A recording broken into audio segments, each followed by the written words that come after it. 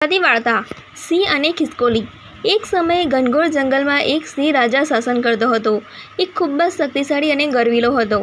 જંગલના બધા પ્રાણીઓ તેને ઘરે અને તેની આજ્ઞાનું પાલન કરતા। કોઈ પણ પ્રશ્ન ઉઠાવવાનું તો દૂર રહી જાય, લોકો તેને જોએ તો પણ ડરી જતા। પણ શક્તિમાં રહેનાર વ્યક્તિ માટે ઘણી વખત આ ગર્વ તેની નબળાઈ બની જાય છે। એક દિવસ સિંહ નદી કાંઠે જઈ રહ્યો હતો। તે દિવસ ખૂબ ગરમ હતો અને સિંહ તરસથી બળતો હતો। તે નજીકની નદીએ પહોંચી ગયો। જ્યારે તે નદી તરફ વળ્યો ત્યારે એક નાનકડો અવાજ સંભળાયો। ખિસકોલી બોલી, મહારાજ આરામથી, નદીના નીચે મગર છે, એ ગુપ્ત રીતે શિકાર કરે છે। સિંહ ઊંચે જોઈને ખિસકોલી પર હસ્યો। સિંહે અહંકારથી કહ્યું, હું જંગલનો રાજા છું, મગર મારા સામે કંઈ નથી। સિંહે કહ્યું કે મહારાજ, આપ જંગલના રાજા છો એ સાચું છે, પણ દુશ્મન ક્યારે શું કરે એ સમજાવું છું। સિંહ માનતો નથી અને સિંહ કહે છે કે નાનકડા પ્રાણીઓની સલાહ મારા માટે કામની નથી। એટલું કહીને સિંહ નદીની બાજુ ગયો અને પાણી પીવા નમ્યો। ત્યારે મગરે હુમલો કર્યો।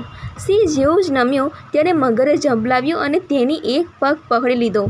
સિંહ ખેંચાતો ગયો, પાણીના પાંજરે ઘસી ગયો। મગર એકદમ જોરથી ખેંચતો રહ્યો।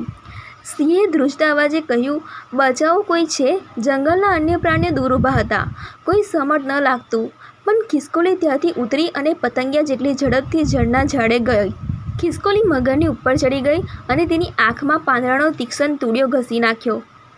મગર ગાંડો થઈને કહે, આ શું કરે છે? કોણ છે? મગર દુખાવાથી તડપી ઉઠ્યો અને સિંહનો પગ છોડી દીધો। સિંહ તરત જ બહાર આવ્યો, પાણીમાંથી કાપડ સૂકા થઈ અને ઊંડે શ્વાસ લઈને જીવતો બચી ગયો। પછી સિંહે પશ્ચાતાપ કર્યો અને કહ્યું, તું તો એ નાની ખિસકોલી, તું મારા જીવ બચાવ્યો, તું ભલા તું કઈ રીતે એમ શૂરવીર બની ગઈ? ખિસકોલી શાંતિથી કહે છે, મહારાજ, કદી પણ માણસની ઊંચાઈથી નહીં, પણ બુદ્ધિથી તેમજ સાચા સમયની સાહસથી શૂરવીરતા નક્કી થાય છે।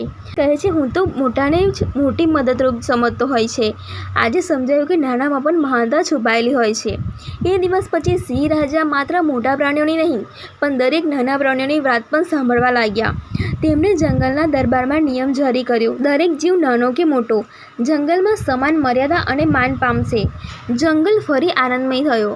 નાના પ્રાણીઓ પણ હવે ભય વગર જીવન જીવતા લાગ્યા અને ખિસકોલી તો જંગલના બુદ્ધિશાળી વીર તરીકે ઓળખવા લાગી। વાર્તામાંથી શીખ: સાચી શક્તિ કદમાં નથી હોતી, પણ વિચારમાં હોય છે। ક્યારે નાનો જીવ પણ શૂરવીર સાબિત થઈ શકે છે। જીવનમાં દરેકને શ્રદ્ધા અને માન આપો। કદ નહીં, ગુણો મહાનતા નક્કી કરે છે।